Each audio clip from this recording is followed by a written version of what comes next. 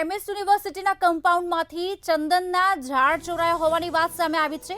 વડોદરાથી આ સમાચાર। એમએસ યુનિવર્સિટીના કમ્પાઉન્ડમાંથી ચંદનના ઝાડ ચોરાયા છે। હેડ ઓફિસ કમ્પાઉન્ડમાંથી આ વૃક્ષ ચોરાયા હોવાની વાત સામે આવી છે। સમાચાર આપને જણાવી દઈએ, લાખો રૂપિયાની સિક્યોરિટી છતાં ચંદનના વૃક્ષની ચોરી થઈ છે। અગાઉ પણ યુનિવર્સિટીમાંથી આ જ પ્રમાણે ચંદનના વૃક્ષની ચોરી થઈ ચૂકી છે અને આ યુનિવર્સિટીમાંથી વૃક્ષ કોણ ચોરે છે તેને લઈને પણ હાલ ચર્ચાએ જોર પકડ્યું છે।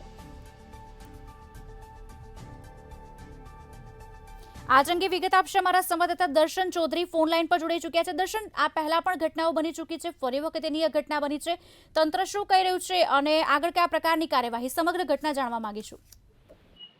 બિલકુલ જી, વડોદરા શહેર અને સમગ્ર ગુજરાતમાં ખ્યાતનામ ધરાવતી આ યુનિવર્સિટી અવારનવાર આ પ્રકારે જ ચંદનના ઝાડની ચોરી થતી રહેતી હોય છે, પરંતુ જે યુનિવર્સિટીના સત્તાધીશો છે, વીસી છે, તેમના દ્વારા કોઈ પણ નક્કર પગલાં લેવામાં નથી આવતા। તેને લીધે જ ક્યાંક વારંવાર આવી ઘટનાઓનું પુનરાવર્તન થતું રહેતું હોય છે।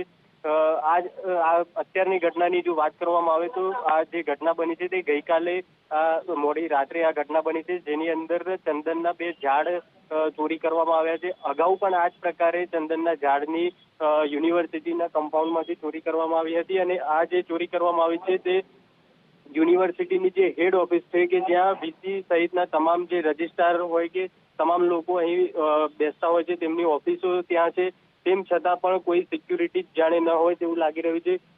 સિક્યુરિટીની પણ જો વાત કરવામાં આવે તો લાખો કરોડોના ખર્ચે યુનિવર્સિટીમાં સિક્યુરિટીની પણ વ્યવસ્થા કરવામાં આવી છે, સીસીટીવી કેમેરા પણ લગાવવામાં આવેલા છે, તેમ છતાં અવારનવાર આવા બનાવો બને છે અને યુનિવર્સિટી જાણે મૂક પ્રેક્ષક બની ગયું હોય તેવું લાગી રહ્યું છે અને કોઈ પોલીસ ફરિયાદ હજુ સુધી યુનિવર્સિટી દ્વારા પણ નોંધાવવામાં નથી આવી, એટલે ચોક્કસથી યુનિવર્સિટી સામે પણ સવાલો થઈ રહ્યા છે, કારણ કે ચંદનના ઝાડની શું કિંમત હોય તે સૌ કોઈ જાણતા જ હોય છે, પરંતુ યુનિવર્સિટીને કદાચ પ્રજાના ટેક્સના પૈસાનું કોઈ પણ જાતનો ખ્યાલ નહીં હોય, એટલા માટે જ તેઓ આ પ્રકારનું વર્તન કરતા હોય તેવું લાગી રહ્યું છે।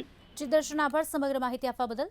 તો લાખો રૂપિયાની સિક્યોરિટી છતાંય ચંદનના વૃક્ષની ચોરી કરવામાં આવી છે, પણ પગલાં શા માટે નથી લેવાતા તે એક સવાલ છે।